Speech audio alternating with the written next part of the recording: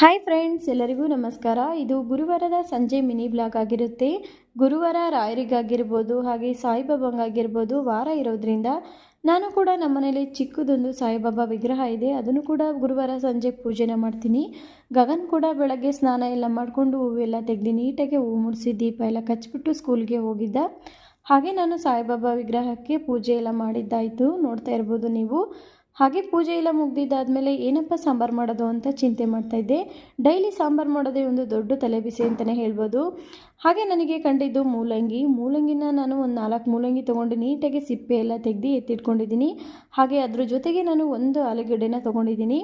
ಇವೆರಡನ್ನೂ ಕೂಡ ನಾನು ನೀಟಾಗಿ ಸಣ್ಣದಾಗಿ ಹೆಚ್ಚಿಟ್ಕೊಂಡು, ಮತ್ತು ನೀವು ಬೇಳೆ ಬೇಗ ಬೇಯಬೇಕು ಅಂತ ಹೇಳಿದ್ರೆ ಒಂದು ಬೌಲಿಗೆ ಒಂದು 5 ನಿಮಿಷ ಇದ್ದಂಗೆ ನೀವು ಬೇಳೆನ ನೆನೆಗಾಕಬೇಕು. ಬೇಳೆ ಎಲ್ಲ ನೆನೆಗಾಕಿದ್ದಾದಮೇಲೆ ನಾನು ಚಿಕ್ಕ ಈರುಳ್ಳಿ ಬರುತ್ತಲ್ಲ, ಅದನ್ನು ಒಂದು ಬೌಲ್ ತೊಗೊಂಡಿದ್ದೀನಿ. ಅದನ್ನು ಹಾಕಿದರೆ ಈ ಸಾಂಬಾರಿಗೆ ತುಂಬಾ ಟೇಸ್ಟು ಅಂತಲೇ ಹೇಳ್ಬೋದು. ಹಾಗೆ ಅದ್ರ ಜೊತೆಗೆ ಸ್ವಲ್ಪ ಬೀನ್ಸ್ ಹಾಕಿದ್ದೀನಿ. ಮೂಲಂಗಿ, ಆಲೂಗಡ್ಡೆ, ಬೀನ್ಸು, ಹಾಗೆ ಒಂದು ಬೌಲು ಚಿಕ್ಕ ಈರುಳ್ಳಿ, ಇಷ್ಟನ್ನು ತರಕಾರಿ ನಾನು ಒಂದು ಬೌಲಿಗೆ ಹಾಕ್ಕೊಂಡು ನೀಟಾಗಿ ಎಲ್ಲ ತೊಳೆದ್ಬಿಟ್ಟು ಎತ್ತಿಟ್ಕೊಂಡಿದ್ದೀನಿ.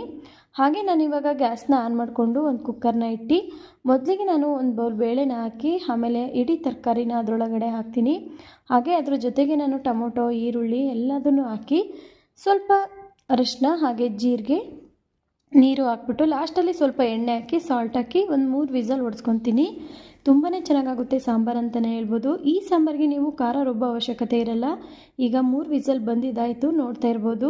ಹಾಗೆ ಇದನ್ನು ನೀಟಾಗಿ ನೀವು ಚೆನ್ನಾಗೇ ಮ್ಯಾಶ್ ಮಾಡ್ಕೋಬೇಕು. ಸಾಂಬಾರು ತುಂಬಾ ಚೆನ್ನಾಗಾಗುತ್ತೆ, ಯಾಕಂದರೆ ನಾವು ಖಾರ ರುಬ್ಬೋ ಅವಶ್ಯಕತೆ ಇರಲ್ವಲ್ಲ. ಹಾಗಾಗಿ ನೀವು ನೀಟಾಗಿ ಮ್ಯಾಶ್ ಮಾಡ್ಕೊಂಡು ಅದಕ್ಕೆ ಸ್ವಲ್ಪ 1 ಸ್ಪೂನ್ ಖಾರದ ಪುಡಿ, ಹಾಗೆ 1 ಸ್ಪೂನ್ ಎಂಟೈರ್ ಸಾಂಬಾರು ಪೌಡ್ರ್ ಹಾಕಿ ಲಾಸ್ಟಲ್ಲಿ ರುಚಿಗೆ ತಗಷ್ಟು ಉಪ್ಪನ್ನು ಹಾಕಿ ಸಾಂಬಾರನ್ನ ಕುದಿಯೋದಕ್ಕೆ ಇಡಬೇಕು. ಈಗ ಸಾಂಬಾರೆಲ್ಲ ನೀಟಾಗಿ ಕುದ್ದಿದ್ದಾಗಿದೆ, ನೋಡ್ತಾ ಇರ್ಬೋದು.